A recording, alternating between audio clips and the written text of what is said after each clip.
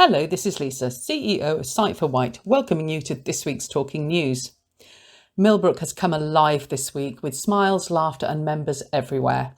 We've had our first lunch club on Tuesday here at Millbrook, attended by nearly 40 people. And on Wednesday we had coffee and chat, and Thursday mix and mingle, where our members painted pebbles set amongst a scene set up by Susan here at Millbrook. There was blow-up palm trees, fish, stones, sand, a beautiful set, all made by Susan. So thank you, Susan, for making that so nice. And thank you to the weather, although not under our control, it has performed beautifully this week. In her report, Susan talks about the future activities that are going to take place, including the circus theme day, in which I've been told to get my red nose on. And of course, we've also got swimming restarting, but in Newport from the 6th of September, we will be running a Monday swimming group at the Medina here in Newport from 1:30 to 2:30. Please don't hesitate to call the office if you wish to join the swimming group. Finally, I just want to say a huge thank you to everybody who has completed the Isle of Wight Council sensory survey. This survey is so important as it will shape the funding and the support services available for the next 5 years for both deaf and blind people here on the island. The survey closes at midnight on Saturday the 14th, so you do still have time to do it, but it would have to be done online through SurveyMonkey. Thank you everybody, stay safe. Lisa. £80,000 bill to get Westridge COVID vaccination centre up and running from On the Wight, Iona. Urgent works were required to get the building fit for purpose within the tight timescales. Up to £80,000 was spent to get the Westridge COVID vaccination centre up and running, which included works to the empty Waltzing Waters attraction. The Isle of Wight Council awarded the £80,000 contract to Mountjoy, the council's building maintenance contractor, as urgent works were required to get the building fit for purpose within the tight timescales. The majority of the costs, however, have been covered by the NHS Hampshire, Southampton and Isle of Wight Clinical Commissioning Group. Once the vaccination rollout was agreed, the council said a priority was to find suitable locations which would ensure residents had quick access to the vaccine without having to travel far. A council spokesperson said, "Thanks to the excellent collaboration between the council, CCG and GP practices, Westridge was identified to ensure we have the facility in place." The building, formerly the Waltzing Waters, had stood empty since 2017 after the authority did not renew the attraction's lease. Due to the condition of the building, not all costs were covered by the CCG, with the council paying for some to make the building suitable in the first place. The building had to be renovated to accommodate the vaccination hub's needs, with the removal of existing internal fixtures and fittings, reconfiguration work, a hygienic wall installed, floor and ceiling finishes, work on lights, electrical heating, additional fire alarms and emergency lighting, general premises renovations, minor repairs, and the provision of equipment, including privacy screens. The council say the CCG is paying the operating costs of the facility and a contribution towards the costs of running the facility. In a tight timeframe turnaround, vaccines were given from the building next door first and then from the former Waltzing Waters from the start of February. The first COVID vaccinations on the island were handed out from December, with 98-year-old Kenneth Keelan from Newport receiving the first dose. Since then, 199,394 COVID vaccinations have been given to islanders. Hi, this is Steve reading a story from the On the Wight news site. Headlined, Freshwater will be Tesco's second largest store on the Isle of Wight. It's official, Tesco is coming to the West Wight as plans to take over the Southern Co-op's largest store are submitted to install the supermarket giant signs on the building. The store on Afton Road, Freshwater, and the biggest in the area, is still in the hands of the cooperative, but it will close later this year. In a statement released in June on its social media, the Co-op said plans were in progress to transfer the store to Tesco and will instead focus on its convenience store estates, including the shop on Avenue Road, Freshwater. The Southern Co-op reassured customers they would still be served, but by a different provider, with the sale expected to be completed in autumn 2021. At the time, the sale remained subject to a number of conditions, with Tesco yet to confirm whether it would take over the store. Now, plans to install Tesco signage on the front of the shop, around the car park and on the road edge have been submitted to the Isle of Wight Council. It would be the brand's second largest store on the island. It has small Tesco Express shops and the largest Tesco Extra at Westridge. Proposed signs say the shop will be open from 7am to 10pm Monday to Saturday and 10am to 4pm on Sunday, the same hours the Co-op stores currently operate under. To view the plans, you can visit the Council's planning portal and check out item number 21/01505/ADV. Comments will be accepted until Monday the 6th of September. Staff members at the Afton Road Co-op will, the Southern Cooperative say, have the opportunity to transfer to Tesco should they wish to do so. Hello, this is Sue reading an article from Isle of Wight Radio. Isle of Wight school demolition uncovers blackboard with lessons from 1994. A blackboard with chalk diagrams from a 1994 school lesson has been discovered at a soon-to-be demolished primary on the Isle of Wight. Workers at All Saints Primary School, Freshwater, made the find as they removed furniture and fittings from the building. A classroom's whiteboard was being stripped from a wall when, amazingly, a blackboard dating back 27 years was unveiled underneath. Diagrams of Monk's Bay and a watch were among the drawings chalked on the board. Also written on it is the date, Tuesday, July the 19th, 1994. Commenting on the find, West Wight Heritage Centre said, "Now here's an interesting little story. Whilst touring All Saints School recently, we came across this blackboard in one of the classrooms. So why is the date so out of date? We learned later that a whiteboard had been placed over the top of it. This had just been removed while the workmen were stripping furniture and fittings, thus revealing what was behind. I wonder if anyone remembers that day and that lesson 27 years ago. Names of Kim P., Tony M., Veronica Reynolds or Steve Denham also featured on the board. What the council called surplus pupil numbers in the West Wight saw All Saints close last year. Students have been temporarily moved to Yarmouth CE Primary School, while works for a new 4.5 million school at the site are carried out. Once work is complete, all students from Yarmouth will then be moved to the Freshwater site, at which time Yarmouth CE will shut. Switching from van to e-cargo trike saves 2 tonnes of CO2 emissions from On the Wight, Iona. In the last year, the e-cargo bike has replaced over 500 diesel van journeys, saving nearly 2 tonnes of carbon CO2 emissions. These are the words from the green trike gardener Dan Groves, following switching his van for an electric cargo bike in April 2020. Thanks to a grant from the Isle of Wight Council's Sustainable Transport Access Fund, East Wight-based Dan has cut journey times, saved money and cut carbon emissions. In the last year, the e-cargo bike has replaced over 500 diesel van journeys, saving nearly 2 tonnes of CO2 emissions. Dan's update follows on from the news that the council is funding a 2-month pilot study of electric cargo e-bikes delivering goods on behalf of Cowes businesses. The project's being run by people-powered community interest company CIC.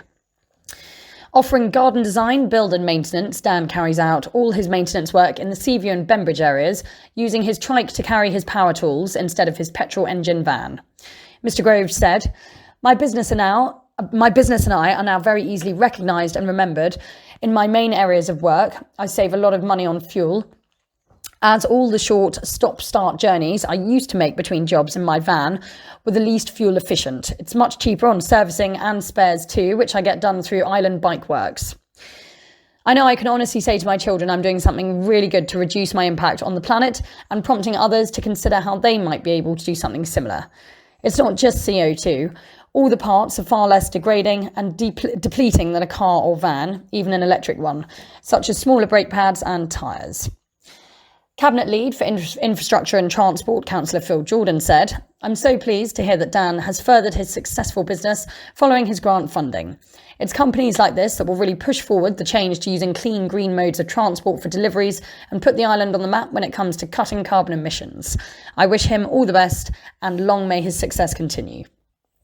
Mr. Groves has some good advice for those considering to switch their greener modes on.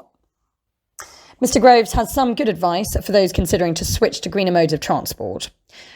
Try it out by contacting people-powered CIC, which is currently running a pilot e-cargo bike delivery project and demonstration events.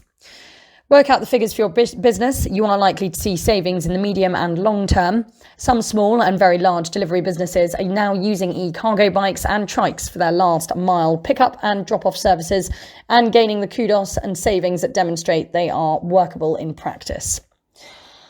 Think carefully about which bike/trike to go for. Making sure that you have the right combination of features to suit your business needs will recover your costs quicker and maximise your CO2 impact. Dan also had to make some adjustments to his business too, for example, reordering his routes and jobs in his rota. Look out for grants that may help with initial costs. They sometimes cover costs in different ways, and some can be used in combination with others. Dan believes these incentives can be really beneficial because you can see your return on your investment much quicker. Dan added, members of the public who have approached for a chat when I'm outside with the trike are surprised at what I do and how much it can carry. My customers seem happy that I'm using the trike. By employing me using the trike instead of a van, they rightly feel their gardens have a lower carbon footprint, and it gives me a very positive impression when parked outside their property. An important note is that all this interaction is a big plus compared to zero for a van, especially if a business is looking to grow. This is Michael reading from Ireland Echo. Prison for 2 men who brandished weapons including harpoon and chainsaw. 25-year-old Cameron Baker and 23-year-old Calium Sheen have both been handed 18-month prison sentences after brandishing a harpoon and a chainsaw during an incident in Oakfield back in May of this year. A total of 3 men were sentenced at the Isle of Wight Crown Court today, Tuesday, with the third man, 27-year-old Connor Patrick, avoiding a prison sentence. Shortly before 2300 on Monday the 3rd of May this year, police received a number of calls from concerned members of the public about a group of 5 or 6 men shouting in the street in Oakvale. The men were seen carrying weapons including knives, a chainsaw and a harpoon before they all got into a car and drove away from the area. Although no one was injured in the incident, locals were left shaken and upset. The area was cordoned off the following morning with officers searching nearby shrubbery in the hope of locating evidence. Overnight, as detectives took up the case and the severity of the incident emerged, police stopped a car matching the description given by witnesses on Ashy Road in Ryde. The driver, Connor Patrick, was arrested in connection with the incident. Officers searched the car and found an improvised stun gun. A manhunt was launched, and Baker, formerly of Station Avenue in Sandown, and Sheen of Elm Grove in Newport were later arrested when they handed themselves in. The 3 men were charged and have now been sentenced for the following offences, having pleaded guilty to all charges at previous hearings. Connor Anthony Patrick of High Street in Freshwater, charged with affray, failing to provide, possession of an electrical incapacitation device, and possession of an offensive weapon. Cameron Wayne Baker, charged with affray and possession of an offensive weapon. Calium Marley Sheen, charged with affray and possession of an offensive weapon. At the Crown Court today, Cameron Baker and Calium Sheen were both sentenced to 18 months in prison, and Connor Patrick was handed an 18-month community order, which includes 75 hours of unpaid work. He was also handed a 12-month driving ban. Baker and Sheen have already served 3 months on remand, meaning they could be out in just 6 months' time. This is Patrina reading an article from Ireland Echo. Beach Lifeguards Rookie Week gives life-saving skills to 35 young people. A programme involving 35 children has successfully been held by the Ryde Beach Lifeguards with each of the children aged between 8 and 15 learning life-saving skills over the course of a week. Last year, the Beach Rookie Lifeguard programme was unable to run due to COVID restrictions, so we were very pleased to be able to run it this year. Beach Lifeguard Rookies Week ran from the 2nd to the 6th of August, where children participated in a whole week of life-saving activities, ranging from learning about riptides, CPR and first aid, right through to practical elements in the pool and sea, learning to recognise a casualty and how to rescue them. The week was instructed by Todd Miller, beach manager, Becca Woodford, RLSS trainee assessor, and Francesca Trotman, NHS ambulance service, all part of Ryde Beach lifeguards. By the end of the week, the participants were awarded RLSS Rookie Lifeguard Awards, ranging from Bronze 1 through to Gold 3, as well as Specialism Awards in First Aid, Beach Safety and Communication, with over 60 awards achieved in total by the group of rookies. The week wouldn't have been possible without the support of Wight Aid, MC Services and the Waterside Community Trust. Hello, this is Steve reading a story from Isle of Wight Radio, headlined Electric Cars. Council makes Isle of Wight charging point pledge. Concerns over a lack of electric vehicle charging points across the Isle of Wight has led to a council pledge to install more. The local authority says plans are in place to have points at a further 10 residential on-street locations, and that it's just the beginning. A council spokesperson could not say where the 10 new points would be, but did say they would be rolled out in the next few months. It comes on the day a landmark study found human activity is changing the climate in unprecedented and sometimes irreversible ways. Scientists say a catastrophe can be avoided if the world acts fast. Funding for the island's new charging stations is being provided by the Office for Zero Emission Vehicles. There are currently 19 accessible points across the Isle of Wight, 5 of which are in council-owned car parks. Cabinet Member for Transport and Infrastructure, Councillor Phil Jordan, said he's encouraged by the proposals. He said, "I'm delighted and encouraged by the plans to install electric vehicle charging points in 10 places around the island, and I know that sites have been well researched and investigated to provide maximum benefit for electrical vehicle owners." But this is just the beginning.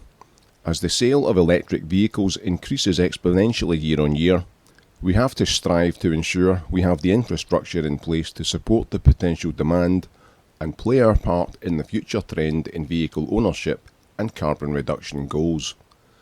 Our current work is engaged with providers and private provider companies to develop an infrastructure on electric vehicle charging points that encourages and assists the move towards wide electric vehicle ownership. Hello, this is an article read by Sue. Freshwater church bells ring out for the first time since lockdown. Church bells at Freshwater's All Saints Church have rung out for the first time since the country went into lockdown. In what's been described as a special day, bell ringers from across the island gathered at the church on Sunday the 1st of August.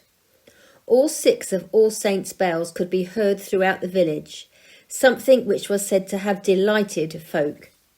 Tower Captain John Smith said, "The ringers received very positive comments from parishioners. They were delighted to hear all 6 bells ring out in their majestic glory over Freshwater once again."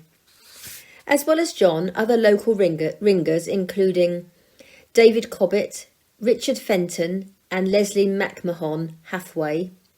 They were joined by visitors Graham and Viv Nobbs, who are members of All Saints Church Ride Band. The heaviest bell in the Freshwater Church ring is the tenor. It was cast in 1895, weighing in around 1600 weight. All Saints Freshwater Band is once again on the lookout for new ringers. If you would like to have tuition, either at Freshwater or elsewhere, or you would just like more information about bell ringing, you can contact Viv Nobbs. Her number is 01983 530 920, and her email is wp.public.relations.officer@gmail.com. Jail for rapist who attacked teenager on Isle of Wight. From Isle of Wight Radio, Iona. A man has been jailed for the rape of a 17-year-old girl on the Isle of Wight. Liam Morrow, who is in HMP Lewis, Sussex, was sentenced at the Isle of Wight Crown Court on Monday, the 9th. The 50-year-old was found guilty of rape and assault by penetration, the court heard. On the 9th of February 2019, the victim, who is from the Isle of Wight, was socialising with friends in Ventnor. Liam Morrow of Hartington Road in Southampton spoke to them and tagged along with the group, who were considerably younger than he was. During the course of the day, Morrow drank coffee while the victim consumed alcohol, and the victim, she stated that she was not consenting and never would have consented to sexual intercourse. Specialist officers provided support to the victim throughout the subsequent complex investigation, which saw Morrow charged with rape and assault by penetration under Section 2 of the Sexual Offences Act, SOA. He's been sent to prison for 9 years and ordered to pay a victim's surcharge of £170. Investigating officer DC Jessica Hughes said, "I hope this sentence provides some comfort for the victim that Morrow is now in prison for a considerable length of time, where he can't pose a threat to vulnerable young women. I hope that this result helps the victim to move past this distressing sexual assault so that she can live her life safe in the knowledge that the justice has been delivered by the court. I'd like to commend her for her actions throughout the investigation that have helped us to secure this outcome. I also urge all other victims of sexual assault to contact us. We work tirelessly on investigations such as this to ensure that victims are supported by ourselves and partner agencies as we seek to secure convictions for these types of offences. No one should feel reluctant to report this kind of crime. Victims will be listened to, supported and encouraged by the police, CPS and other agencies." Hampshire Constabulary is encouraging anyone who's been the victim of sexual offence to call them on 101 and speak with a specialist officer in confidence. As a survivor of sexual abuse, you're enlisted to support whether you report the crime or not, and you can access different types of support depending on how you're feeling and what you decide to do next. This is Michael reading from Ireland Echo. Family of 8 rescued attempting to walk to St Helens Fort. A family of 8, including 2 young children, have been rescued after attempting to complete the St Helens Fort walk on Thursday morning. At just about 9 o'clock, reports were received of a group of people cut off by the tide on the causeway between Dover and St Helens Fort, prompting the launch of Bembridge RNLI's inshore lifeboat. Upon arrival of the lifeboat off St Helens, it transpired a passing RIB had rescued the family from their predicament and landed them back on the rocky outreach at the start of the causeway. The casualties, who are thought to have read the tide timetable wrong, were met by Coast Guard officers from Bembridge Coast Guard Rescue Team with strong words of advice given. Wednesday night, around 50 people completed or attempted to complete the annual Fort Walk, but the tides this year are against those completing the annual pilgrimage. If you or someone else is in difficulty on the coast or at sea, or if you spot what you think may be unexploded ordnance, then dial 999 and ask for the Coast Guard.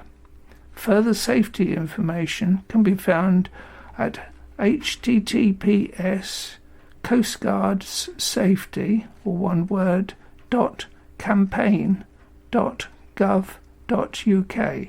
Hello, this is Sue reading an article from Isle of Wight Radio. Isle of Wight MP welcomes government insurance scheme for events. Mr Bob Seeley has welcomed a government-backed insurance scheme that will boost the Isle of Wight events industry. The £750 million scheme will see the government act as a reinsurer, stepping in with a guarantee to make sure insurers can offer the products events companies need.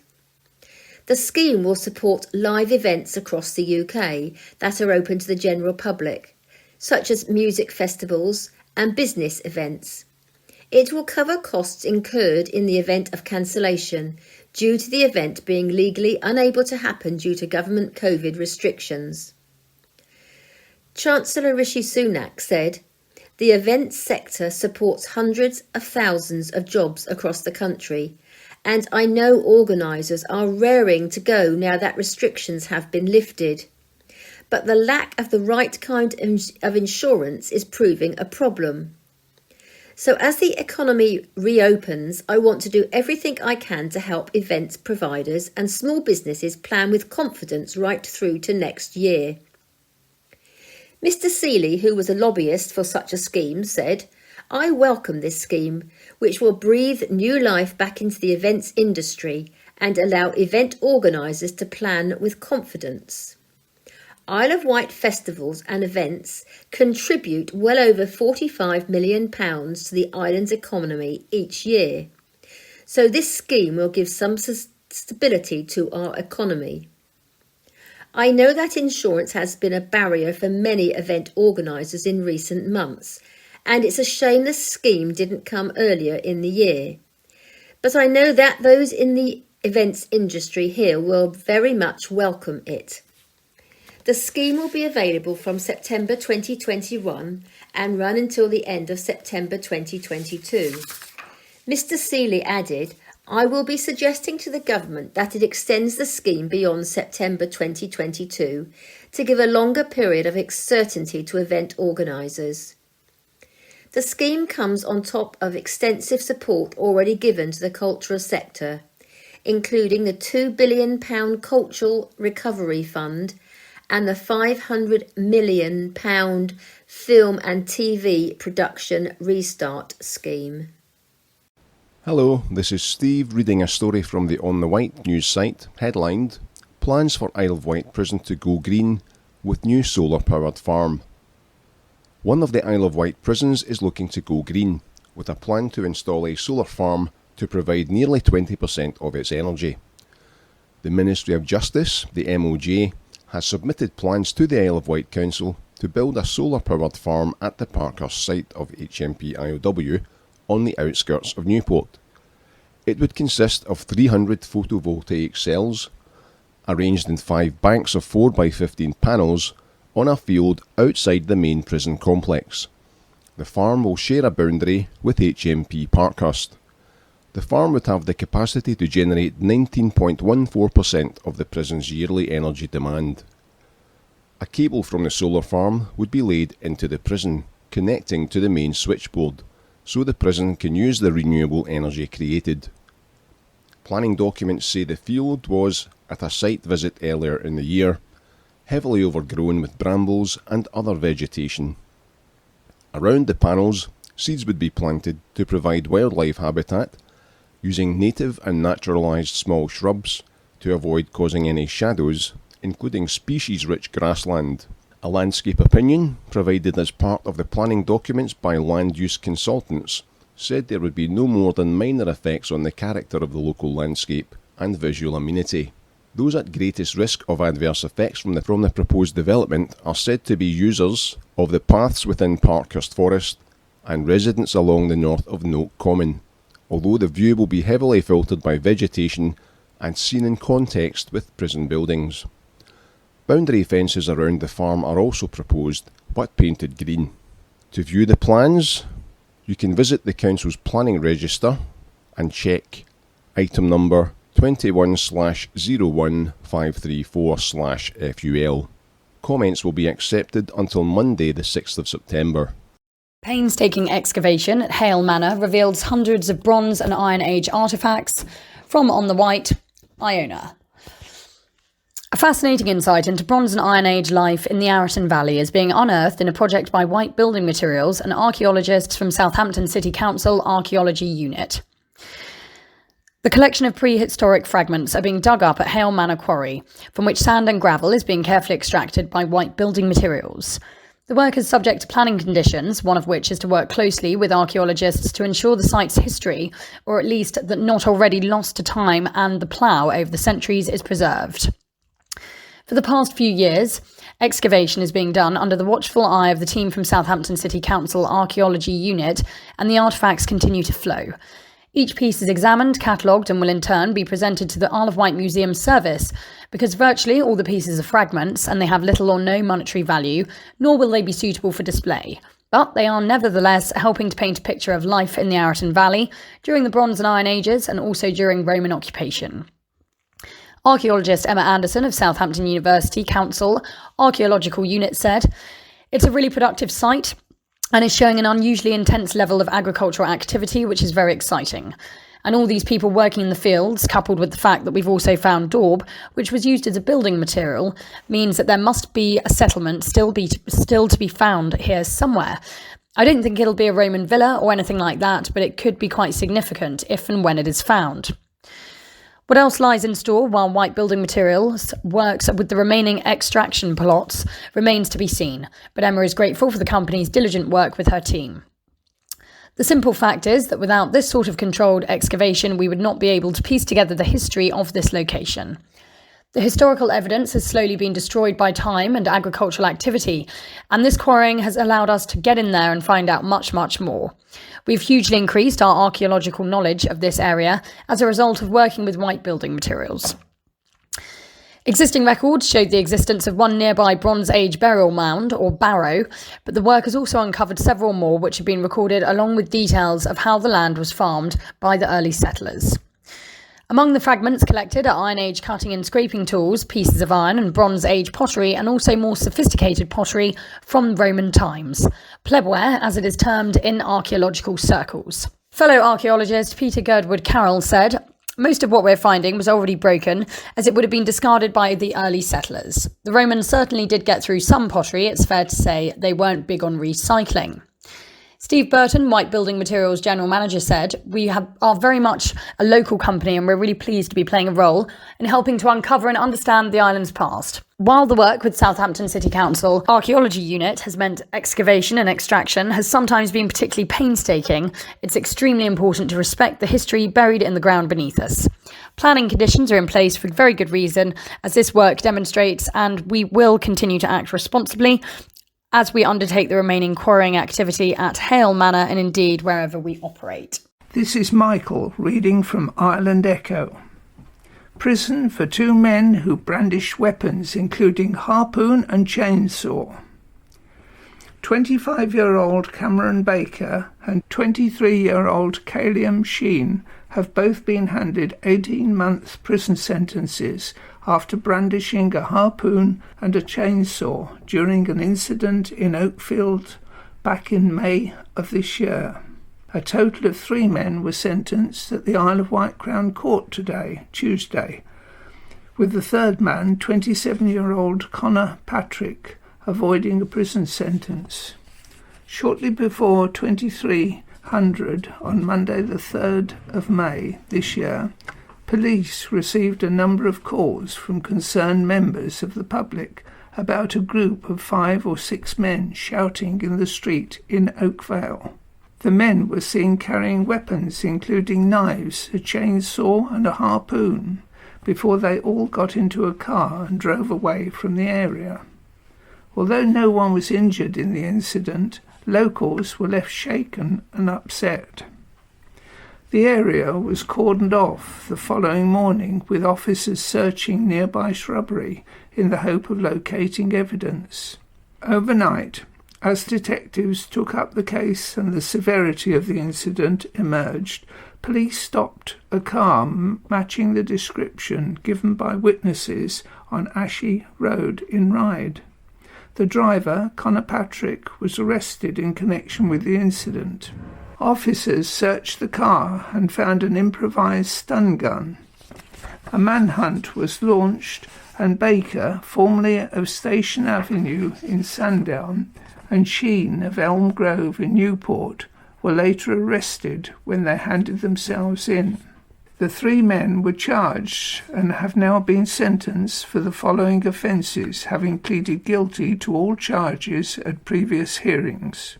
Connor Anthony Patrick of High Street in Freshwater, charged with affray, failing to provide possession of an electrical incapacitation device and possession of an offensive weapon.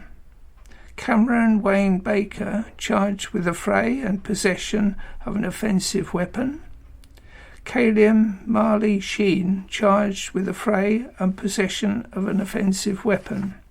At the Crown Court today, Cameron Baker and Calium Sheen were both sentenced to 18 months in prison, and Connor Patrick was handed an 18-month community order, which includes 75 hours of unpaid work. He was also handed a 12-month driving ban. Baker and Sheen have already served 3 months on remand, meaning they could be out in just 6 months' time. This is Patrina reading an article from Isle of Wight Radio.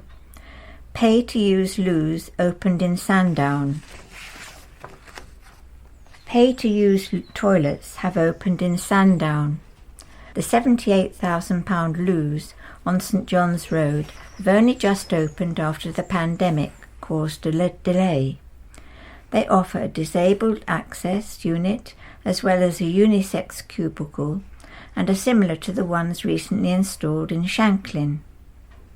Sandown Mayor Paddy Lightfoot said, "I am delighted to see these toilets completed after the initial plans were laid pre-COVID. However, this is just the start of modernising council-managed toilets, with future planned significant investment into Eastern Garden and Yavelin sites. The council has worked hard towards providing modern, usable facilities that maximise availability whilst minimising running costs. As well as coins, the toilets can be paid for via contactless payment methods, including contactless cards, Apple Pay and Google Pay, etc. It marks the start of significant investment in Sandown's public toilets, with a re-provision of Eastern Garden toilets planned to take place over this winter." Good morning, this is Madeline. And this is Mike. And before we start the second part of the county press, here is this week's society news. Coffee and Chat is on every Wednesday from 10 o'clock until 11:30, and it is only £1 to include the cake and the coffee. Come along and spend time with members and staff discussing various topics, etc. The Thursday Mix and Mingle is held every week, starting at 10:30 and finishing at 2 p.m. If you would like to come along, please call the office to book a space. Transport can be arranged if required. The group this week enjoyed a day at the seaside, and it was a thoroughly enjoyable time. The new lunch club on Tuesday, September the 14th at the Hotel Ryde Castle. If you would like to come, please call the office and book a space. The charity will be represented at Ventnor Day in Ventnor Park tomorrow. Please pop along and have a chat and show support. The next Striders will be on the 27th of August. More details will follow with regard to transport and location, but if you would like to book a space, please call the office. Exciting news! Swimming will start on September the 6th at Medina Leisure Centre. It is a new venue and a new time. We have the whole pool from 1:30 till 2:30 p.m. every week on a Monday during the school term only. Hopefully this will be fully supported by members. For more details, please do not hesitate to call the office or to book your space. Please call Susan on 522205. So we're moving on now to some letters to the editor. and this is from Edward Lyon in Sandown. Can we go back to wearing masks on buses? Much as I admire Southern Vectis and especially all their tremendous drivers, I feel their new on-board announcement regarding COVID, that all their buses are safe, is somewhat wide of the mark. I freely admit that when they leave the depot, their buses have gone through a rigorous cleaning routine, for which I am very grateful. But as soon as passengers get on board, it is quite another matter. How on earth is it possible to feel or be safe on board with regards to COVID when there is a passenger in front of you with a mask round his chin, picking his nose, another behind you wearing no mask at all and coughing, and another next to you stuffing in a burger? None of these passengers, thanks to our beloved and matey and caring Prime Minister's relaxing of the rules, is now in any way breaking the law, but I do not believe I or any of my fellows on board are in any way safe, and consequently fear a rise in cases, much as happened at Christmas. Travelling on Southern Vectis buses is especially scary for all those with underlying health conditions, some of whom, if they wish to get to work, have no other transport choice. Also, we have visitors from all over, potentially bringing in new variants, which may be vaccine resistant. I wonder, therefore, if it would be possible, please, as is happening in London and Wales, to still make it mandatory to wear face coverings at all times on Southern Vectis buses. Ride protesters have changed their tune. This is from Councillor Phil Jordan, a Cabinet Member for Transport and Infrastructure of the Isle of Wight Council Ride. There is a document that dates back to May 2019 when a number of key stakeholders with regeneration in mind, and from the Ride Regeneration Group essentially, took part in a walk around of the Ride seafront and produced a resume of that inspection and discussions that took place. Those that attended this exercise, which was nothing to do with DFT funding bid, including Kathy Fuchs, Zoe Thompson, Stella Davis, and a number of councillors and town clerks. If you refer to the conclusions on the final page, you will see short and long-term outcomes which all members signed up to. Note that one of the conclusions for the longer term was to relocate the cafe and toilets away from their existing spot because of the loss of view and vista.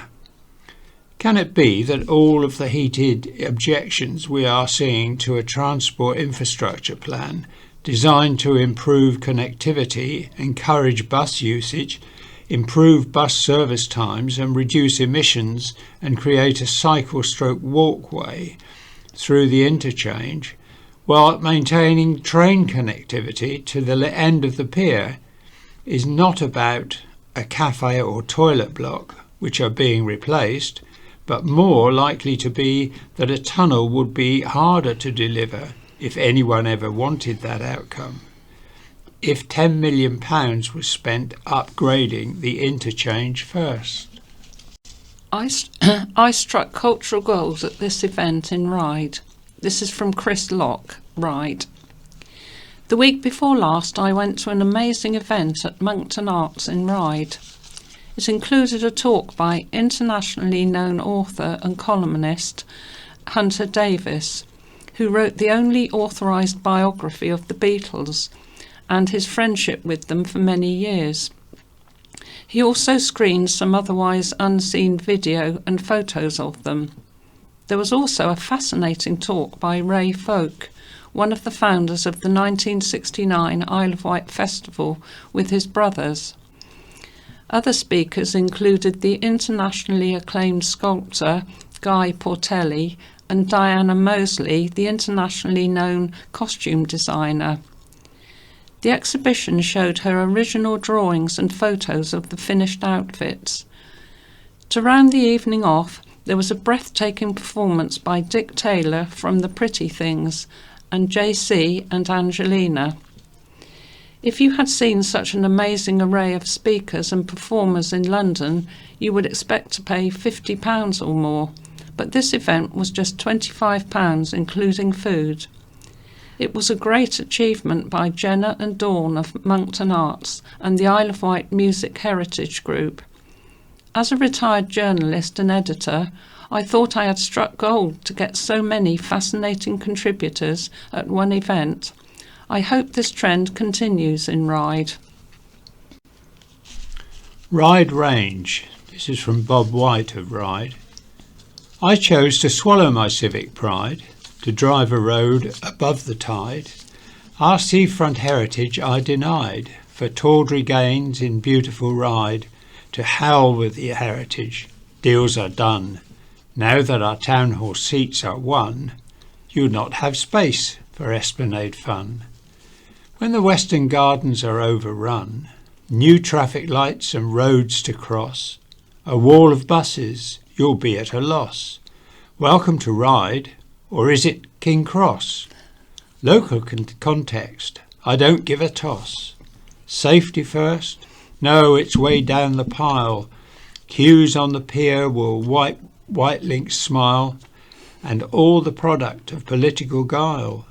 With highway contractors paid by the mile, you can have your say on the rubbish bins, and before it happens, we'll claim Ryde wins. But after the massive disruption begins, you'll soon see the monument to our sins. This visitor left disheartened by parking chaos. From Philip Gray from Chesterfield. As a recent visitor to the island, I had the misfortune to encounter the totally useless pay-by-phone parking system. The issues I encountered were: 1.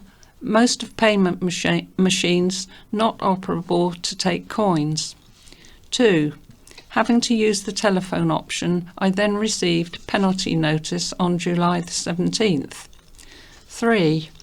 Contacted pay by phone who confirmed, giving reference numbers, that I had paid.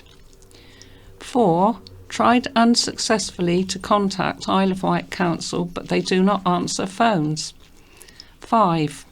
Used pay by phone again on July the 19th as payment machine not working.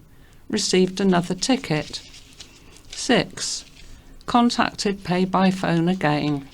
Given another confirmation of payment number. 7. Having to use online appeal process as no response by Isle of Wight Council phone again. Had first ticket cancelled, but second ticket to be charged, stating registration on account wrong. Having owned this distinctive car for a while and managing to get to the Isle of Wight using Red Funnel ANPR system and checking with pay by phone, Isle of Wight Council still say number plate is different to that on the system, and very curt notification from Isle of Wight Council cannot be appealed.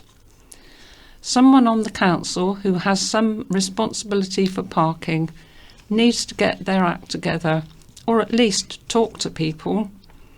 Isle of Wight Council online rating 2 out of 10. Normality returns, and we are back on road to climate catastrophe. This is from Fran Little of Bembridge. We can all remember when the pandemic hit, and we were all told to stay at home, and there were only very few cars on the road.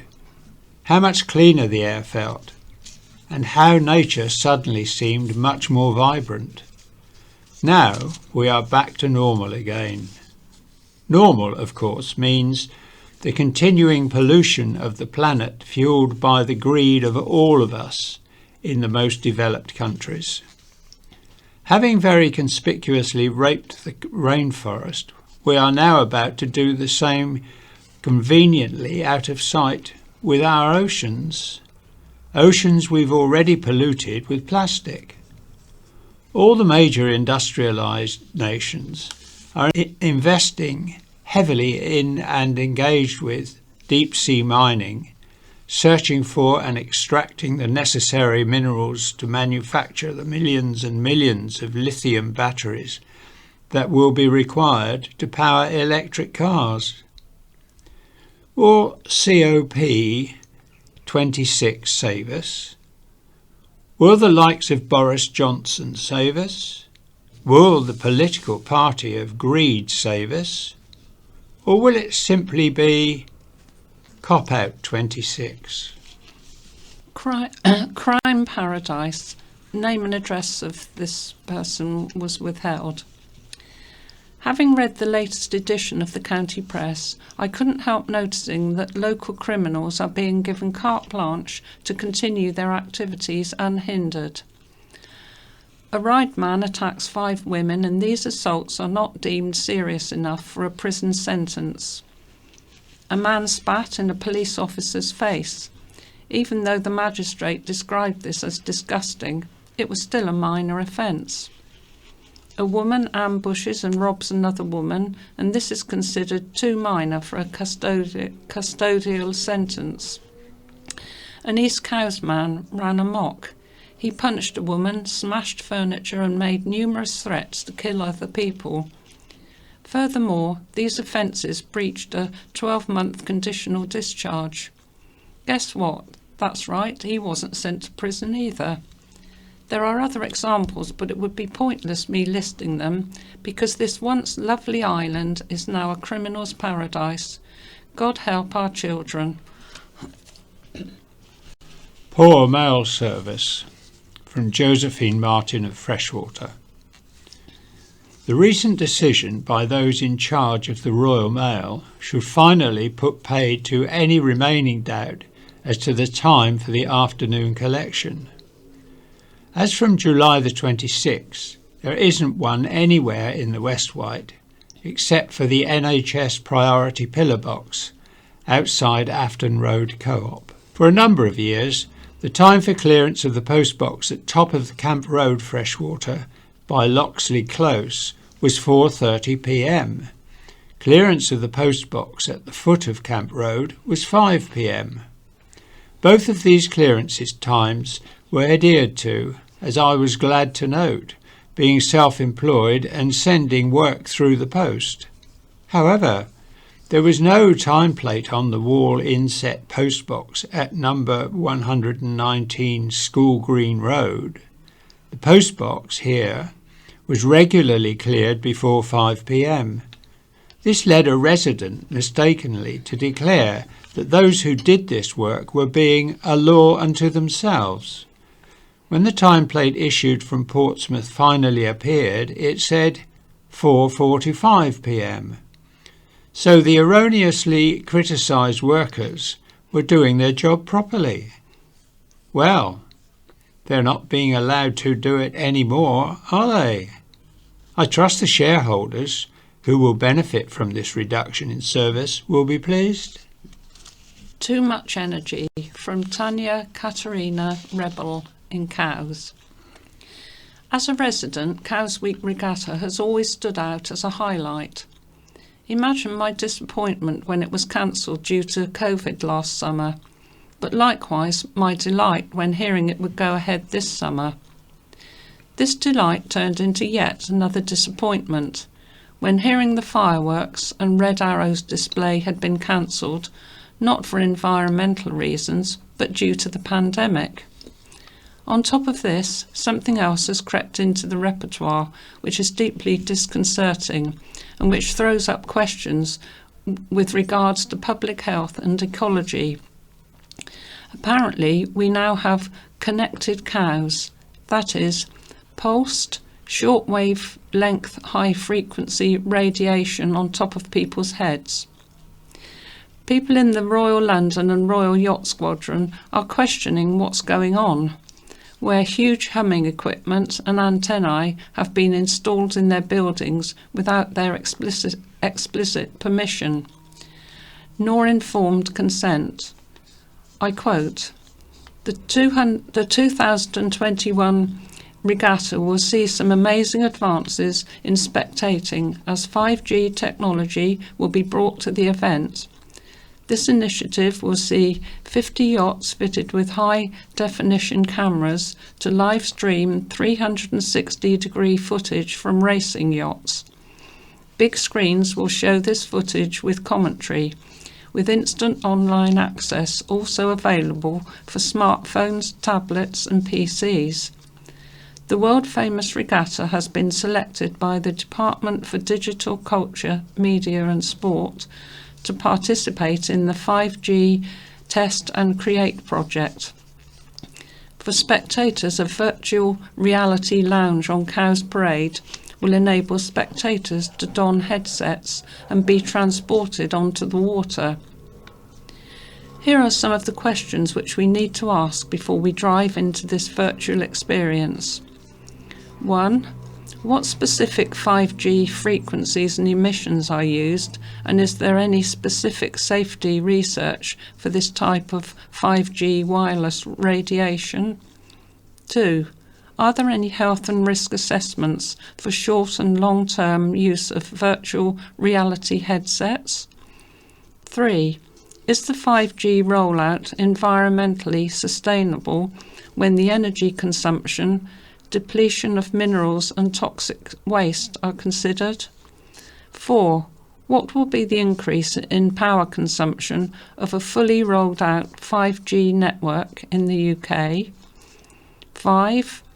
How will that increase of electricity translate into carbon emissions and footprint? 6. How much additional oxidative stress will be the result of the 5G rollout? Note all wireless technologies create oxidative stress in all life forms. The island residents are not guinea pigs, nor is it environment testing ground for technology of which health and environmental consequences could be considerable. Let us think before we do. Go one step further on housing, Bob. It's from Matthew Long of Ryde. A little over a year ago, I predicted that the government's ridiculously high housing target would be negotiated down by many Conservative constituency MPs as a means of gaining favour with the electorate and hopefully keeping them in power come the next general election. It seems my somewhat cynical vision is coming true, with Bob Seeley leading the charge in this field. An interesting political gameplay, but it needs to go much further with a complete halt on any new builds, with firm legislation brought forward demanding all new housing complies with the highest ecological and sustainable standards to fully future-proof them, and that none are built on potential floodplains. If he secures this ahead of the next general election, then he can be assured of my vote. Weeding Out by David Weatherstone in Ryde. It's lovely walking in the countryside with the flowers all around my feet, but now it seems that the country is on my doorstep, as I only have to walk down my street. There are thistles, dandelions and daisies growing wild and free, covering gutters and growing up walls, right up to my knees. The council used to cut them down, keeping the roads and pavements clear. But will they ever be controlled again? The future is far from clear. So I'll slowly stroll down to the beach. I know just what to do. I'll admire all the beautiful greenery and do my best to avoid the dog poo. Booking system for our tips suits me just fine. This is from Roy Roach of Freshwater Bay. Does Mr. Tyler from Brading, County Press letters on the 6th of the 8th this year, really want to go back to the days when queues of cars and vans lined the roads to get access to the recycling centres? The appointment system to the recycling centres is, in my view, one of the best things to come out of the changes introduced due to the pandemic. I no longer have to sit in my car with smelly garden waste and can guarantee to be in and out within 15 minutes. I don't have to gamble that everybody else will arrive at the same time as me, and I have to queue down the road. As to the weak ageist approach that elderly people do not have the facility or capability to book, they can always pick up the telephone. The appointment system means no queues of cars creating a hazard on the approach roads, no car engines running and polluting the atmosphere while awaiting, and a method where I know I can recycle my waste in an environmentally and convenient, better manner. Wind, not oil, on our island, please. From Nick Wilde in Freshwater. The Intergovernmental Panel on Climate Change, or the IPCC, report this week, among other things, says we should eliminate our reliance on fossil fuels. I hope the Isle of Wight Council Planning Committee will reject the planning application by UK OG to drill for oil on the island. Instead, they could recommend wind turbines be erected to exploit the benefits of the free wind that we enjoy here. We seem to have plenty of solar. More staff needed. That's what Sheila Stevens of the Everland considers right. Following the letter from John Tyler regarding the council recycling centres, I have to agree that the booking system definitely benefits Amy, but to a certain extent it also benefits users in that the queues are now much less than in the pre-booked days. However, on a recent appointment to Lynn Bottom, we found only 2 employees in residence, one ticking people off his list at the entrance and one young operative at the actual site. Most of the gates were closed and he was clearly either not interested in helping or was overwhelmed because of no backup, probably the latter. As it was, people were just throwing things where they could find a gate open, regardless of what it was meant to be for. Possibly staff are still furloughed until September, or am I just being generous to Amy? Health and safety should be of paramount importance at these sites. There always used to be 2 or 3 people to ask and someone making sure cars were correctly parked, etc. But this is now sadly lacking. It's time Amy came up with a better, safe and workable solution for everyone, because as it stands at the moment, I'm not sure they are fulfilling their contract. We need a plan. This is from Marianne Rumans in Bembridge.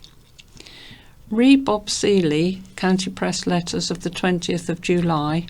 I absolutely agree with him about the planning permission for another huge development in Westridge near Ryde.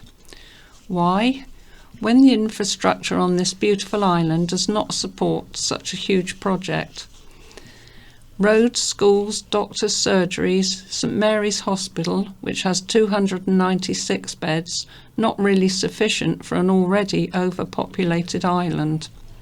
We definitely do require an island plan in place immediately, where to build and where not to. There are numerous beautiful empty Victorian and Georgian buildings that could be utilised. More thought and care is needed. Newport Delights. This is from W.G. Wills of Newport.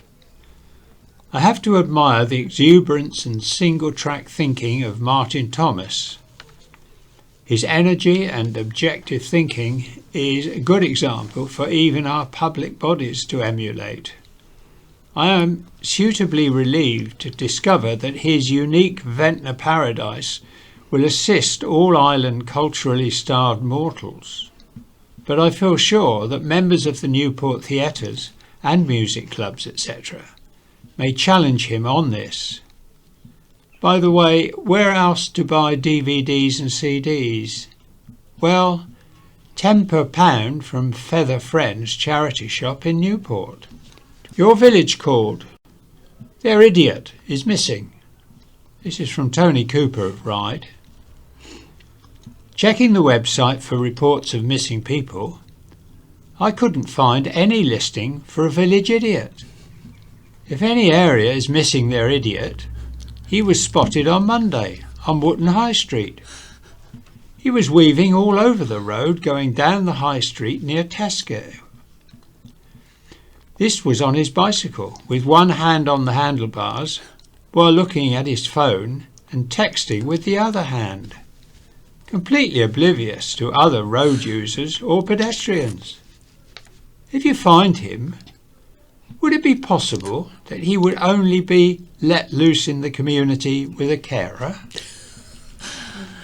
So moving on now to some Wight memories. Ireland, a big draw for Police 5-star Shaw.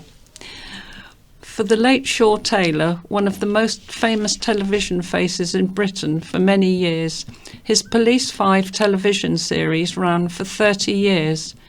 The island had always featured in his life. In fact, he spent the last 20 enjoyable years of his long life living in Totland Bay. Shaw first came here in the Second World War, when he was stationed on St Boniface Down. From that moment on, he just fell in love with the island. He went on to serve in Burma before returning to London, where he had been originally working in an office, to think about his future. Suddenly, on a whim, he decided to return to Ventnor, and he stayed a few nights at the Crab and Lobster pub. During that short visit, he ran into a few former RAF mates from St Boniface, who had formed an acting group called the Gateway Players, who toured the island providing professional entertainment for local venues. Initially, he worked as a stage manager or a lighting assistant and had no plans to be an actor. That suddenly changed and he began to play parts. He became an instant hit in Parkhurst Prison. The inmates were on his side when he played the villain in Gaslight. Some were not quite so impressed when his character had to pick a lock. The company also performed at venues like Whitecroft Hospital. Shaw also met his wife Jane in 1947 while staying on the island. They were thrilled to come back many years later to settle here. His love of acting, which had really blossomed with the Gateway Players, led him to a scholarship at RADA. After successfully losing his Cockney accent, he left the Drama Academy and went for an audition for a part in the original London production of The Hollow. He was told he was perfect for the part, but could he do it in a Cockney accent? Ironically, for the past 2 years, he'd been trying to get rid of it. Shaw loved telling the story of how he turned down the offer of being in the next thriller at the theatre. They asked him to be in a play called The Mousetrap. I turned it down because I didn't think it would run for very long, revealed Shaw in one of his many interviews. Amazingly, it's still in the West End and it has become a worldwide hit. Shaw shocked his acting friends by deciding to leave the profession and join the exciting world of television. His thespian pals virtually frowned on this new phenomenon and thought he was quite mad. He more than had his last laugh and earned much more money. His near 60-year career in television has been well chronicled, but there were some moments that were momentous. Police 5 was originally planned for a 6-week run and a 5-minute filler. In the end, it ran for an incredible 30 years and was copied all over the world. He also accidentally created a catchphrase that became an instant part of the English vocabulary. Keep 'em peeled became such a hit and followed him for the rest of his life. It was used by London taxi drivers whenever they picked him up, and was shouted out by the public wherever he went. It was better than a hit record. When Shaw was a DJ on Radio Luxembourg, he became the first person to ever interview the Beatles. They even called him Sir. Shaw was sent to report for a British trade fair in Moscow. Suddenly he found himself almost next to the Russian leader, President Khrushchev. Being such a charmer, he smiled at his PR lady and interpreter, and within minutes their impromptu interview was being beamed live across TV screens all over Europe. It was the scoop of a lifetime. For many years, Shaw was a regular sports presenter and commentator on numerous shows. Snooker's Hurricane Higgins was apparently not a fan. Shaw once said, "I understand Higgins was not too impressed with my snooker knowledge." There were rumours of just where he would like to stick his cue, and it would have been painful. From the moment Shaw and his wife moved to the island, he quickly became involved in local life. After his wife passed away, he shared the last few years of his life with his new partner, Shirley Ferrari. They were a popular couple and were regular diners at the George Hotel in Yarmouth, where he was constantly recognised by visitors. Being a supreme broadcaster, Shaw was always keen to pass on his knowledge to help young broadcasters. I was privileged to attend his memorial at the Covent Garden Actors Church. Many from television world attended, and there were so many wonderful stories revealed. The moment Noel Edmonds caught him out with his gotcha was enjoyed on a specially big screen.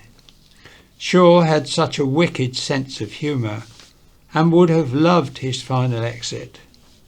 As the undertakers were trying to carry him downstairs, avoiding the tricky stair lift, the house lights went out due to the power cut.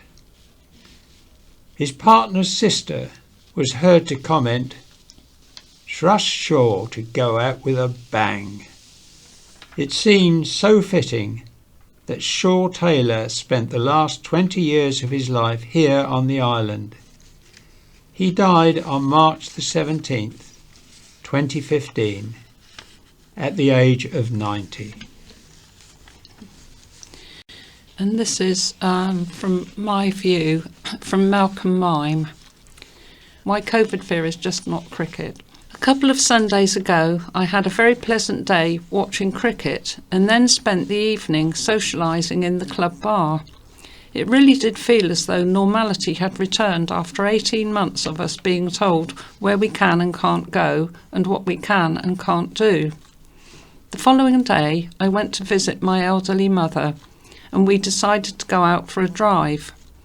Despite the ridiculous volume of traffic, which this year is worse than ever thanks to the world and his wife flocking to the Isle of Wight as an alternative to their usual holiday on some semi-exotic Mediterranean island, Mother and I enjoyed both our drive and the ice creams from the van in the Culver View car park.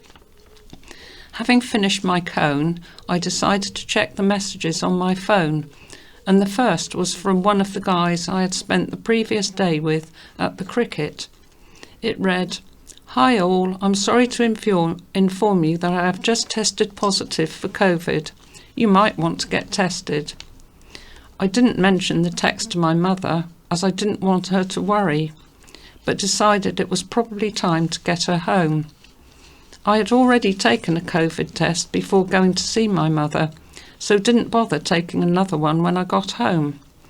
But I did take a test the following morning and then again on the Wednesday morning, with both coming back negative.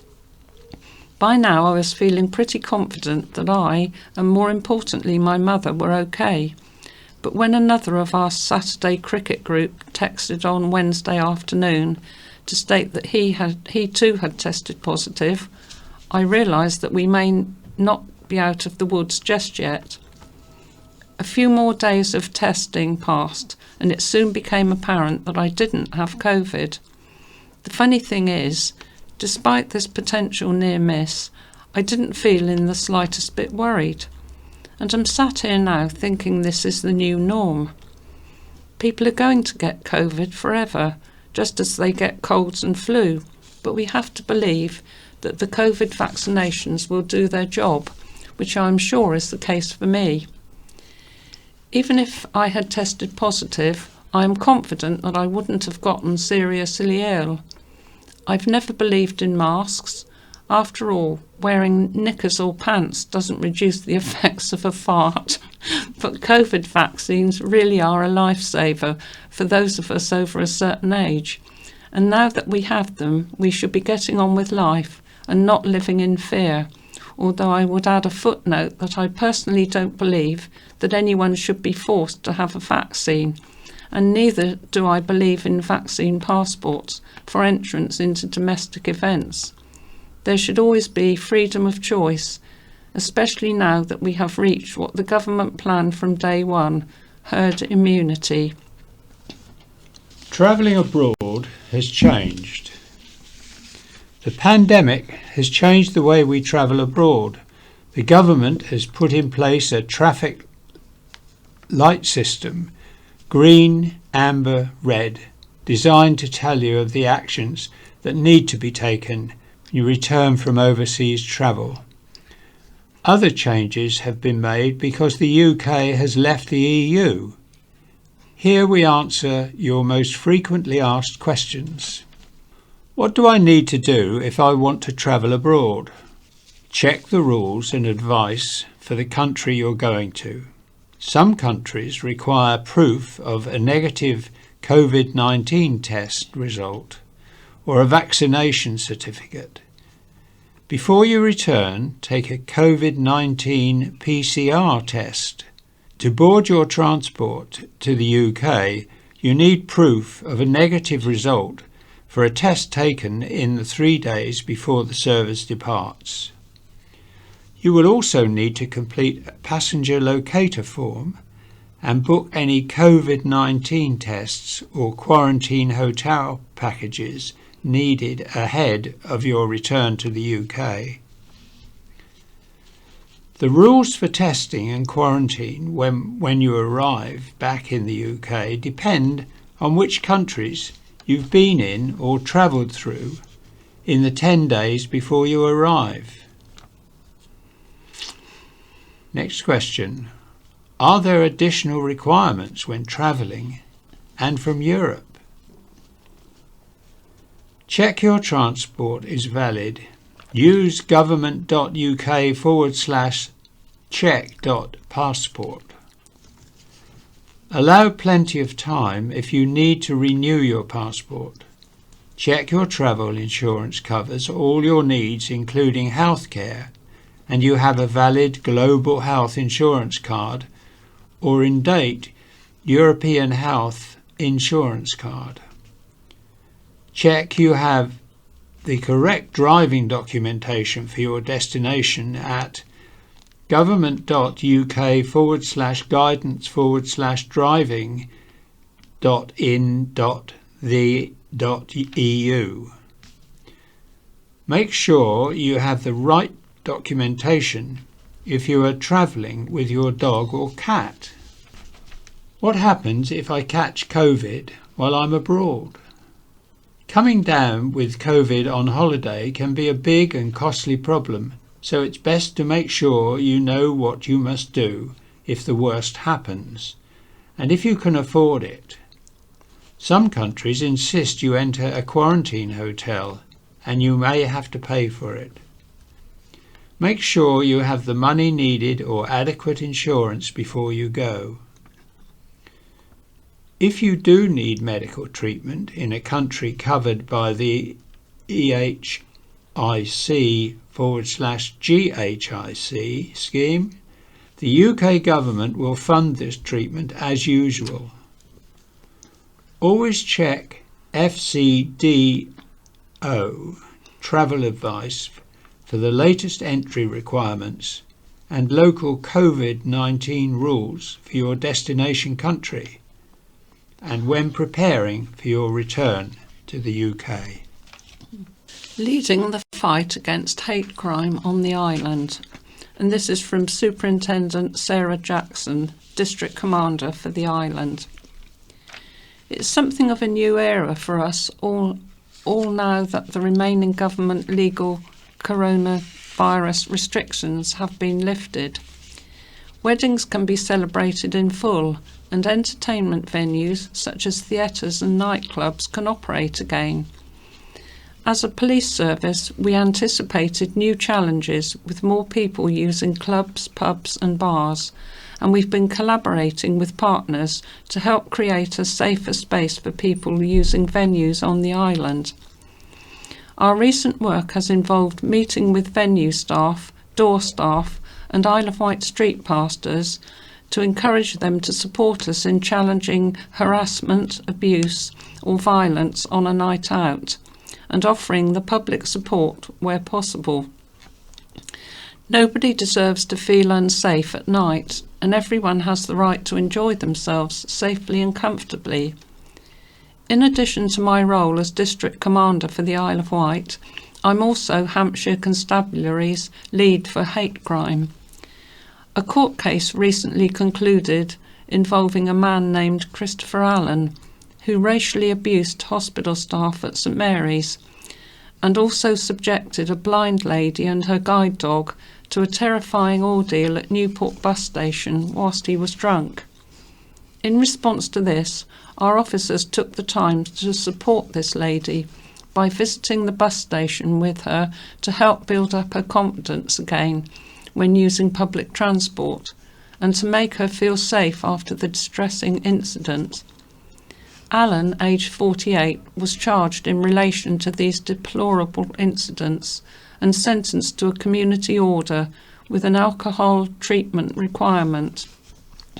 Hate crime is an offence that sees an individual targeted simply because of who they are. Whatever the motivation, whether it be racial or disability, motivated like in these two incidents, there's simply no place for it in society.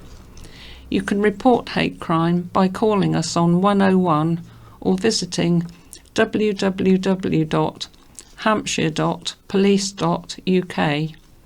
Alternatively, you can visit a third-party reporting centre if you do not wish to speak directly to the police. Road Races aims for 2022 event. New motorbike time trial to use Diamond Races course. Exciting news for motorsport fans. International motorcycle road racing could be coming to the Isle of Wight next year. Islander James Kay plans to bring his event time trial format, Isle of Wight Road Races, to closed public roads between April the 20th and 23rd. The preferred venue, Chale Course, runs as a 12.4 mile circuit through Chale, Chale Green, Kingston, Shorewell and Bryston. The course is identical to that announced last year by the now suspended Diamond Races and will incorporate the Military Road. A 6-week public consultation process commenced on August the 1st, where the format, timings and impact of the event will be discussed. As part of the consultation, a public meeting was held last night, which was Thursday, at Wilberforce Hall in Bryston. Organisers state the public consultation is especially important for those who live or work close to the proposed event's location. The event will require public road sections used for the race to be closed for the racing period. Changes to UK law in 2008 made it possible for public highways to be closed to allow motor racing events to take place. The Isle of Man has hosted the world-famous TT races for more than 100 years, and James felt there was no reason why something of a similar ilk could not succeed on the island.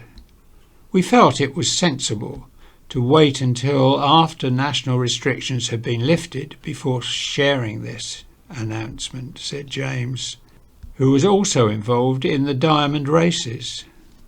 One event will be an elite-level motorcycle racing spectacle that will affect many of the sport's top readers and teams. It is planned to be a showcase for British motorsport as well as proving ground for sustainable biofuels. The Isle of Wight is an ideal location for us to pioneer the use of carbon-neutral fuels that are less harmful to our environment. The Isle of Wight road races will be the forefront of promoting future energy technology. For more information, visit www.iwrr.co.uk.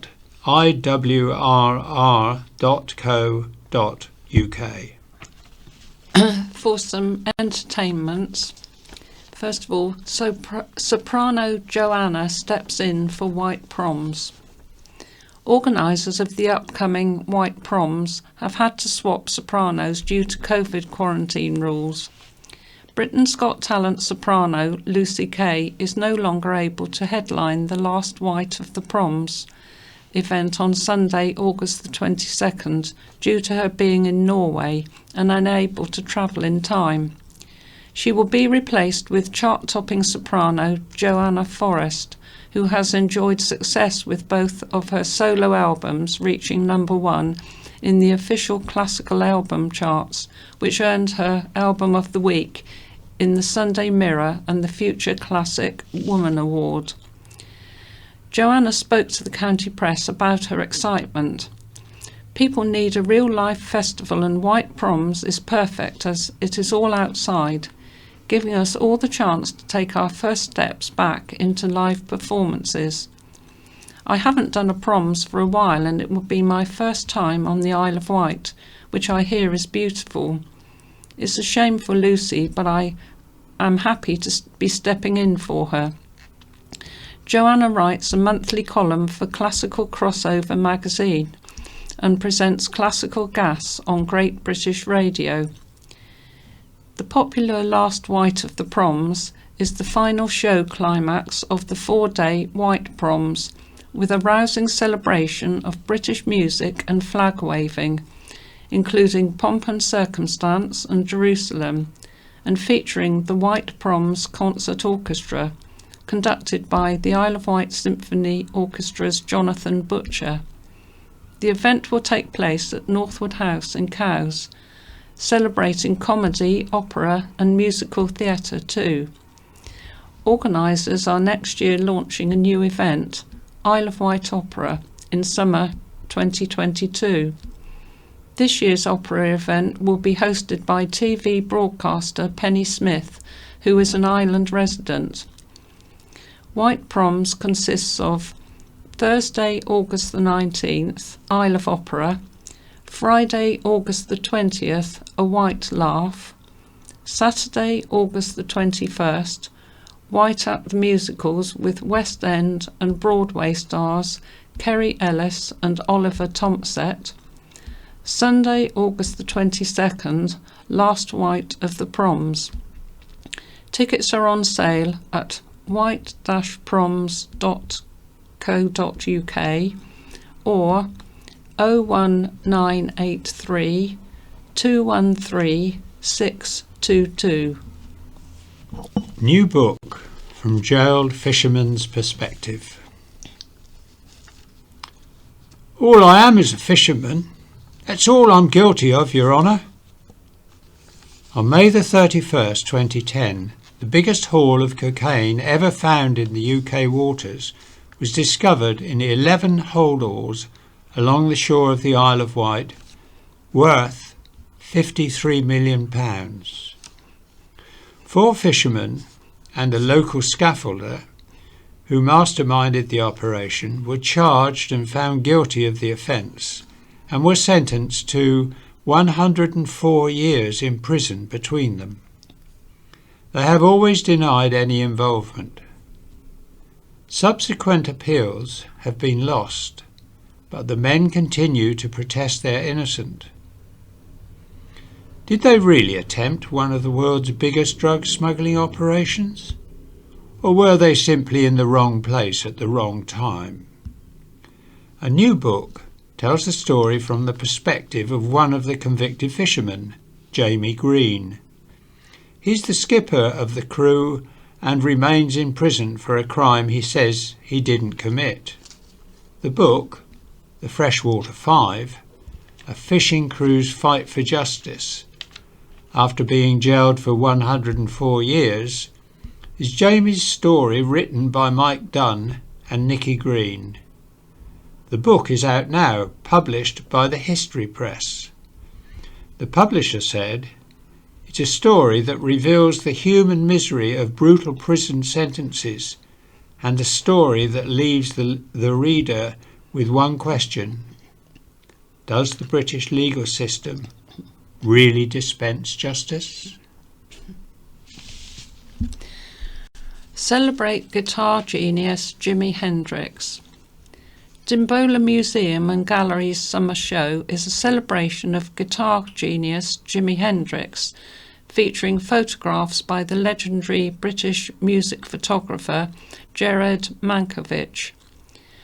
Named Iconic Jimmy, the gallery will be in place from tomorrow, Saturday, to October the 31st, showcasing photographs taken in early 1967 when Jared worked with Jimi Hendrix and The Experience during 2 sessions at his Mason's Yard studio in Mayfair. The sessions produced images that became some of the most iconic and widely known portraits of Jimmy. Jared said, "I wanted to present him as he was. He needed no enhancement. He was so overwhelmingly charismatic, I didn't want him to do anything. I said I wanted to shoot in black and white to present him with gravitas because he seemed so serious about his music. I simply felt black and white was more artistic, more atmospheric and more expressive." The Charles Hay Cameron Gallery will feature complimentary artworks, album covers and a sculpture by Guy Portelli. In 2016, Jared was awarded the distinction of a Fellowship of the Royal Photographic Society. And that's all we have time for this morning. So it's goodbye from Madeline. And it's goodbye from Mike. Bye-bye, everyone. Bye-bye. BBC Sounds. Music, radio, podcasts. Peter Wight sits in a tall black wheelie chair at a large desk designed for radio presenting. Around the desk are 4 microphones with multicoloured foam covers and multiple computer monitors. Peter leans toward a yellow foam-covered microphone and takes a breath. Good evening. Perhaps just a bit too much information there, but for those who've never used it, that's what audio description of TV programmes sounds like for the many of us who actually enjoy television, whether we can see the pictures or not. But for how long will we have to put up with only a fraction of those pictures being audio described? And an athlete who's classed as able to see too well to represent their country at a sport designed for blind and partially sighted players. Well, we'll find out about goalball athlete Karina Lang and what her chances of joining the fun in future international sporting events. But first, audio description. That's filling in the action on TV, films and the theatre so that blind people can follow it better during the silences. But even though audio description's been around for over 30 years now, it's still only available on a very small percentage of programmes, films and plays. There are minimum requirements which apply to major TV channels, but many people think the minimum is just not enough. And the rules are even less tough on streaming platforms such as Netflix, Amazon Prime, etc. This at a time when the communications regulator Ofcom has just reported a notable shift in the way we watch, moving away from live TV to on-demand streaming. Well, Fern Lulham has been looking into all of this for us, talking to users about the value of audio description. But first, Fern, just explain the rules as they apply to what we regard as the traditional TV channels. Well, Peter, broadcasters must include audio description in a minimum of 10% of their service. Now, there are some exemptions from this for smaller broadcasters whose audience figures and revenues are relatively low, but for the major ones that we'd all recognise, like BBC, ITV and Channel 4, it's 10%. Well, we're now spending a lot more of our time watching streaming services, double the time, in fact, since before the pandemic. So what's the position with on-demand services for audio description? Currently, there is no legislation for levels of on-demand content that must be audio described. However, the recent Ofcom recommendations to the government do aim to address this, and they're suggesting the same 10% minimum legal requirement as for traditional broadcasts. Now, 10% for both traditional and on-demand services, I mean, that does seem pretty low, doesn't it? Although some of the television services guarantee that they will do more than that. Yeah, well, speaking as a blind fan of TV, I'd have to say so, Peter, especially as our major broadcasters do already exceed the 10%.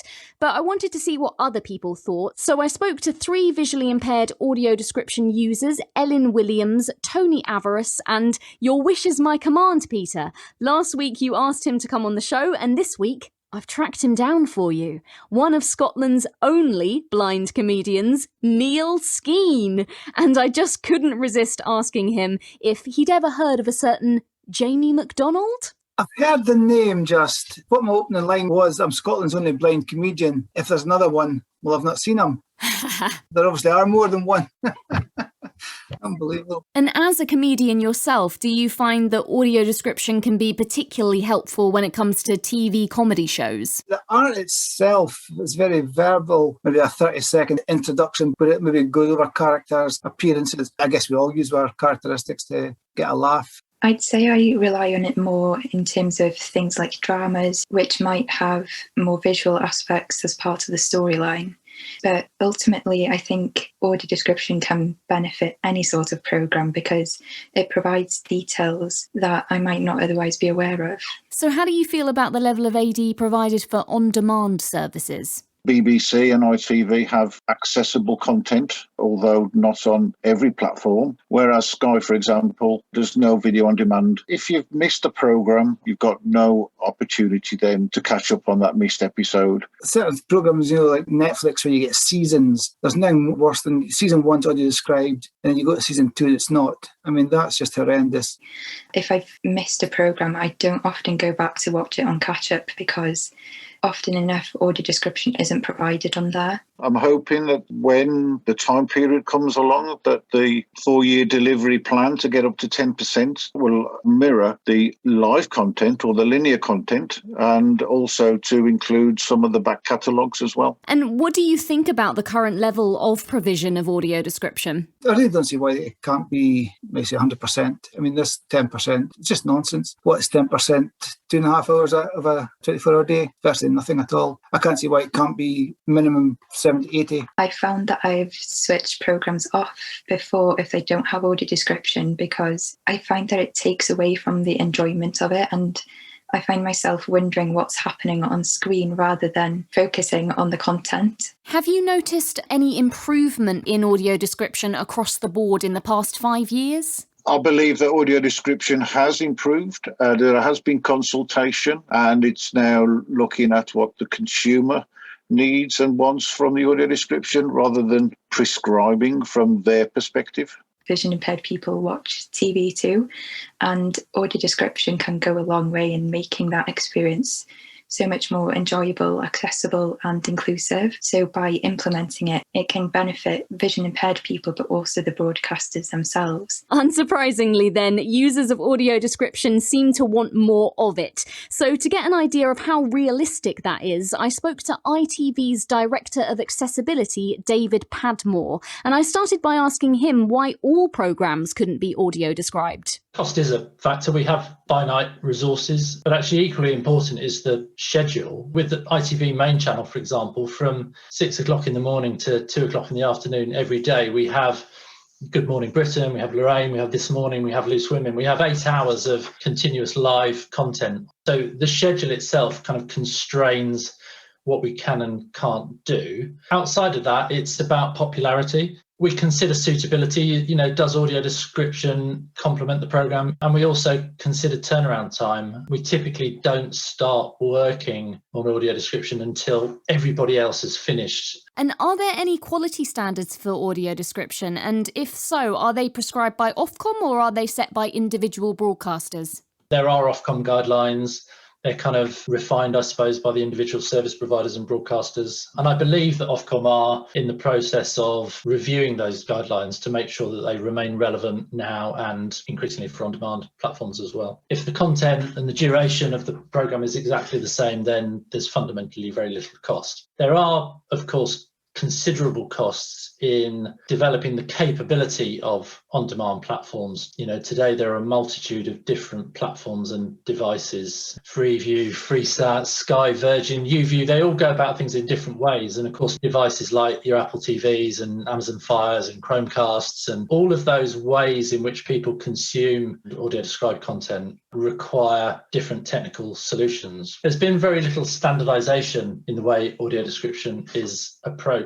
It seems obvious that if you've got audio description on your programme on your broadcast channel in the evening, why on earth is it not available on your catch-up service, your Fire Stick or your Chromecast or whatever? But behind the scenes, it is a programme of work that requires quite a lot of effort, quite a lot of investment, and unfortunately that takes time. So if the Ofcom recommendations on minimum levels of AD is implemented by the government, will that have any significant impact on your current plans? We've got a lot of work already underway. One of the things that is changing for us is in the past we've typically worked to a broadcast transmission schedule driven workflow. So typically a series will be on TV once a week for 6 or 8 weeks. Modern practice is kind of changing now. And so often you're getting maybe the first episode is on the broadcast channel. But at that point, the whole of the box set is released onto the on-demand platform at once. People are able to binge watch the series rather than wait a week for episode 2. So that has changed our workflow, and we are very focused on making sure in those circumstances now that we have got all of the audio described versions ready to go so that when the programme is released onto the ITV Hub, all of those episodes can be watched one after the other. I think the challenge for us is really keeping pace with the platforms and devices, making sure that we're working with the likes of Digital UK for Freeview, with the TV manufacturers, with Sky and Virgin, etc., to make sure that that audio description can be made available everywhere that the content is.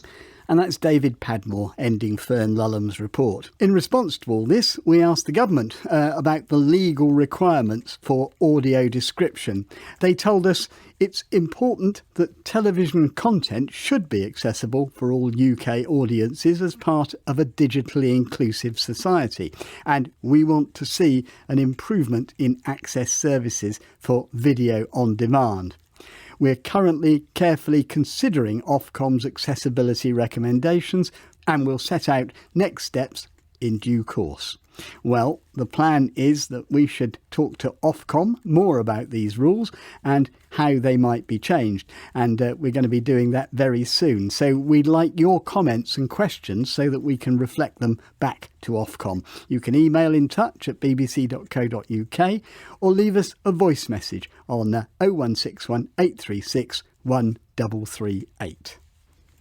Now, if you were listening to our preview of the Paralympics the other day, the main event after that little curtain raiser of the Olympics, you may have wondered why we didn't mention goalball. After all, perhaps you'll say, goalball was a sport specifically designed to be played by visually impaired people.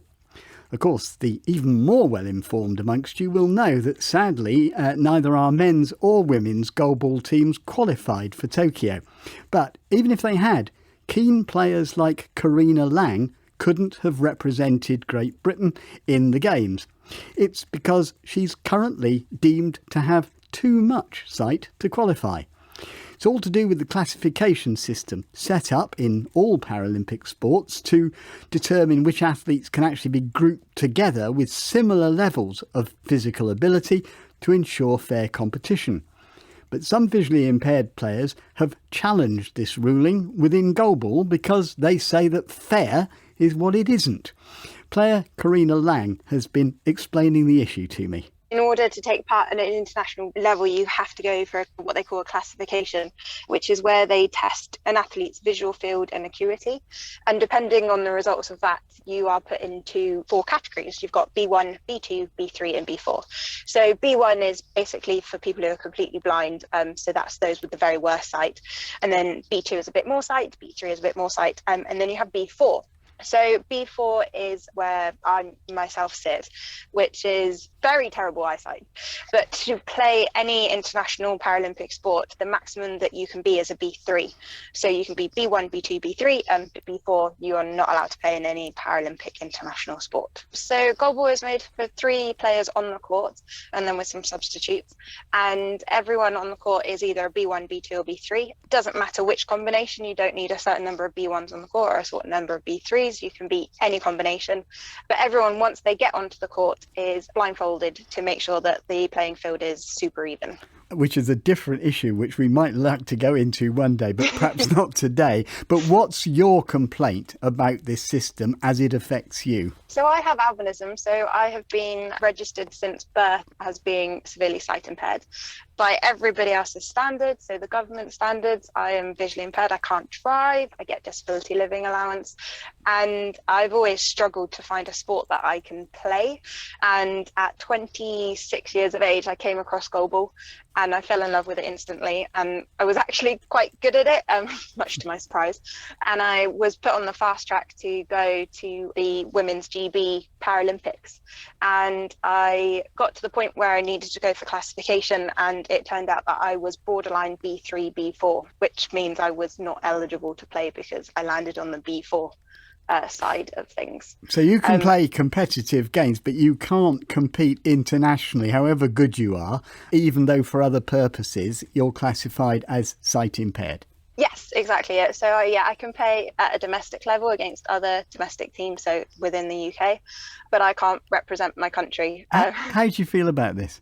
So when it happened, I was completely crushed. I very nearly walked away from goalball, but Goalball UK did a fantastic job of, telling me there was other options. So I've started to help a bit more with coaching, but it's completely crushed me because I'd found a sport that I could play and I was actually good at, and found a space in the world that I could play sports, which doesn't happen very often for visually impaired people. And then this sport, which was set up specifically for people in my situation, turned around and said, no, you're technically too good eyesight to You play. can see too much. Right. Yeah. Now, when you launched your petition, a research project had just begun, which was going to look at the whole business of the classification of goalball. And we're also joined by Anna Martin, who's a PhD researcher involved in the project. Anna, just explain, what's the aim of your study? There are 2 broad aims of our research. So the first is to find out the general expert consensus around a range of issues surrounding goalball classification. And the second is really to investigate the link between visual impairment and aspects of goalball performance. So our job is to really dig a bit deeper into how a visual impairment affects goalball performance. There clearly have to be rules about eligibility in Paralympics. That's the whole point of classification, to make it fair. What would you have to establish for someone like Karina to be able to compete internationally? What are you looking for? So really our job is to provide the data for the relevant stakeholders with IBSA to make those decisions. So there's 2 main stages of classification. You first have the minimum impairment criteria. So that's where we're looking at what level is someone's impairment made them significantly negatively impacted by their impairment to compete in that sport.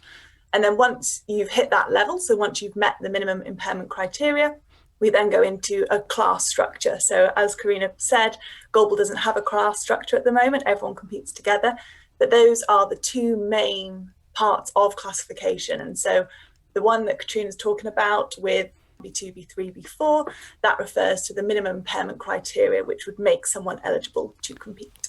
Karina, the International Blind Sports Federation told us that discussions have taken place between them and the athletes leading the campaign, where it was explained the project would establish the minimum eligibility criteria for goalball, and they said they understood at the time that you were satisfied with the project, which could change the rules after the Paris Paralympics of 2024, depending on, reports like the one Anna's told us about.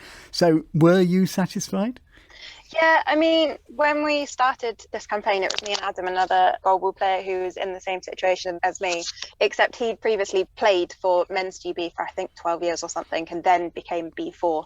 And yeah, when we started it, we felt there was a real discrimination in the fact that this sport isn't letting us play, even though we should be able to play. And the petition we started just to raise awareness got something like 4,000 signatures in a matter of days. And then we spoke to IPSA and the people involved, and they explained the situation that research was about to commence, which we were not aware of when we started it. And so it's going to be a slow, long road to any change, but I'm glad that that change has started and that we've started the research. But I think it's just important to be aware there's upcoming athletes who are in the same situation as me, who this whole kind of side of sport is not talked about, that the classification, like you could get to the Paralympics, but there's a classification system currently holding you back. Karina Lang and Anna Martin, thank you both very much indeed. And that's it for today. Please do let us have your thoughts and opinions on anything we've covered in today's programme, and we're particularly keen to get your questions for us to put to Ofcom about audio description. Email in touch at bbc.co.uk or leave them in your own voice on 0161 836 1338. From me, Peter Wight, producer Beth Hemmings, studio managers Mike Smith and Jonathan Esp. Goodbye. Scaffolding and skips news for the week commencing the 16th of August. In the Ventnor area, 4 Church Street, and there are skips outside South Bank in Park Avenue. In the Ryde area, 48 Nelson Street, 13 Esplanade, Kids & Co High Street, 60 Union Street, Fowler's Union Street, Jack's 75 Union Street, Bendula 5 Union Street, 146 to 147 High Street, 4 West Street, and there are skips at 46 George Street. In the freshwater area, we have Royal Standard, 15 School Green Road, Newport area, NatWest, 107 St James's Square, the Old Mill, St Cross Lane, St Cross House, St Cross Lane, Watson Bull and Porter, 31 High Street, Halifax, High Street, Woodford and Sons, 1 St James's Street, Red Squirrel, Pyle Street, 1 High Street. In the Cowes area, there are skips at 43 Newport Road. In the East Cowes area, at 32 Castle Street, and skips at 142B Adelaide Grove. And in the Yarmouth area, Erremew Cottage, High Street.